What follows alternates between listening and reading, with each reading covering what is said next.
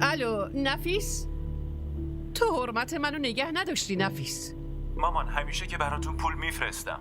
بدهیتونم تموم شد. کار و تجارتم که دارین دیگه. تو یه جوری داری حرف میزنی انگار بلیتت آماده است. بلیتم حاضر میشه. عمو و زنمو تصمیمشونو گرفتن. اوه، پس تو خیلی خوشحالی.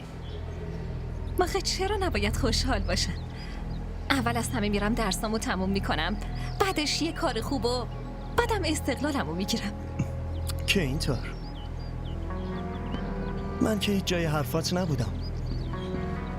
مردم وقتی دورشن فراموش میکنن، تو نرفته فراموش کردی. تو چطور فکر کردی که من فراموشت میکنم؟ من که این فکر رو نکردم، ولی از حرفات مشخصه.